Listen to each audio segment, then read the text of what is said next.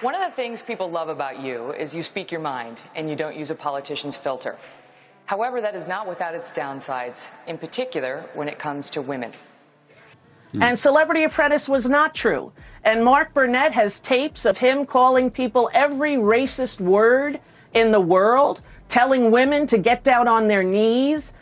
You've called women you don't like fat pigs, dogs, slobs, and disgusting animals. Your Twitter account... Only Rosie O'Donnell. Is Melania really as miserable as Rosie claims? The comedian's recent roast has Trump firing back with the kind of meltdown we haven't seen since he lost the election. From calling his marriage a PR stunt to suggesting Melania counts the minutes until freedom, Rosie's comments have clearly touched a nerve. But why is Trump so sensitive about his marriage specifically? We're breaking down this celebrity feud that's got everyone talking. Before we move on, I'd like to ask you a small favor. If you appreciate this content, please take a second to like this video and subscribe to the channel. Over 98% of you watch the videos without subscribing. It costs you nothing, but it makes a huge difference to us. So did you click the subscribe button? Great, thank you so much. Now, back to the video. Ever wondered what makes Trump lose his mind faster than his hairpiece in a hurricane? Turns out it's Rosie O'Donnell talking about his marriage. The comedian recently dropped what can only be described as a nuclear bomb on Trump's ego when she called his marriage to Melania nothing but a PR stunt and suggested that the former First Lady counts the minutes until freedom. Ouch. That's gotta sting worse than the spray tan in Trump's eyes. This isn't just some random celebrity taking a pot shot at the former president. Rosie and Trump have been locked in a bitter feud that dates back to 2006, when she first questioned his business practices and moral authority on The View. Since then, it's been a non-stop circus of insults flying back and forth like tennis balls at Wimbledon, except much less classy. He is a cruel, criminal, and mentally unstable man. I expect nothing but the lowest bar for Donald Trump, and you know, every single day he just grants my perception of him as correct by his actions, by his word. And I think he's the worst thing that ever happened to the United States, and his cruelty knows no bounds. Trump, never one to take the high road or even acknowledge where the high road might be located, has spent years hurling kindergarten-level insults at Rosie. He's called her a slob, a disgusting animal, and a fat pig, showing all the maturity of a toddler who just learned bad words. Rosie, meanwhile, hasn't exactly turned the other cheek, once famously referring to Trump as an orange anus after a presidential debate. Not exactly Shakespeare, but it definitely got the point across. But this time, Rosie went straight for what appears to be Trump's most sensitive spot, his marriage. She didn't just question the relationship, she took a wrecking ball to it, suggesting that every photo of Melania shows a woman who looks absolutely miserable. Rosie painted their relationship as purely transactional, basically suggesting that what we're seeing isn't so much a marriage as it is a business arrangement with occasional hand-holding for the cameras. He is the kind of person that is a grifter,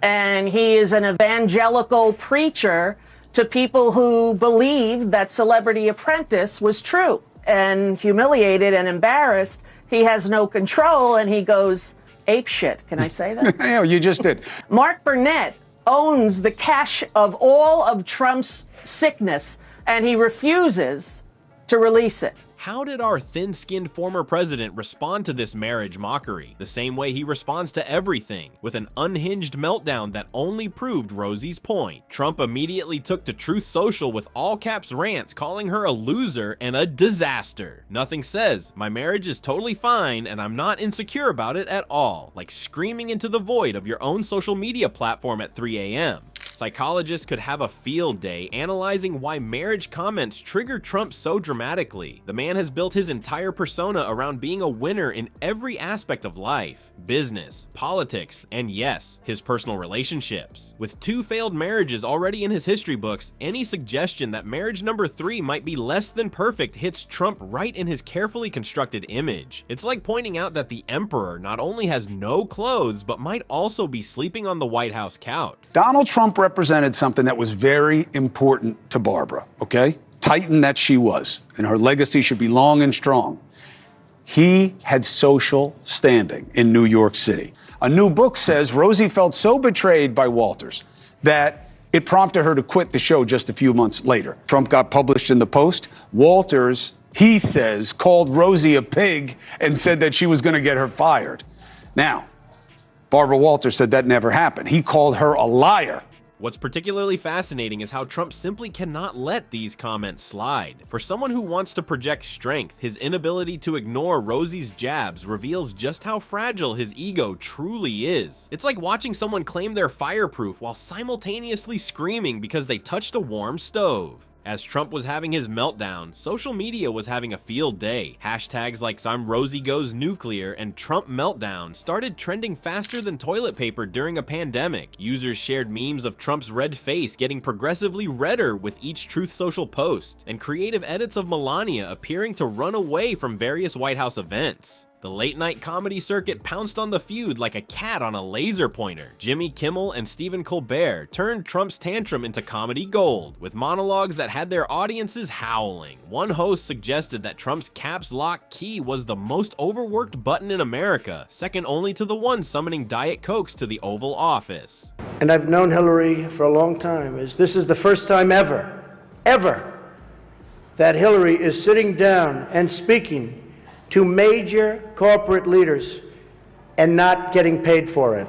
I don't think so badly of Rosie O'Donnell anymore. In fact, I'm actually starting to like Rosie a lot. I called Hillary a nasty woman. But this stuff is all relative. After listening to Hillary rattle on and on and on. What makes this ongoing feud so fascinating isn't just the entertainment value, though that's considerable. It's how consistently Rosie knows exactly which buttons to push to send Trump into a tailspin. While many critics focus on his policies or legal troubles, Rosie seems to understand that questioning his personal life, particularly his marriage, is what really gets under his skin. So what we're seeing isn't just another celebrity feud for our entertainment. It's a window into Trump's paper-thin ego that shatters whenever someone takes aim at his personal life. This ongoing battle with Rosie reveals something fascinating about the former president. His carefully crafted tough guy image completely falls apart when faced with criticism about his relationships. While Trump wants us to see him as this unshakable strongman, his narcissistic pattern of lashing out at women who criticize him tells a different story. When Rosie targets his marriage, Trump doesn't just respond, he erupts because she's poking holes in the perfect life he desperately wants everyone to believe he has. The truth is pretty simple. Rosie knows exactly which psychological buttons to push to make Trump lose his cool. She's basically living in his head rent-free, rearranging the furniture and putting her feet up on his emotional coffee table. And let's be honest, that's probably the most uncomfortable Trump property anyone's ever willingly occupied.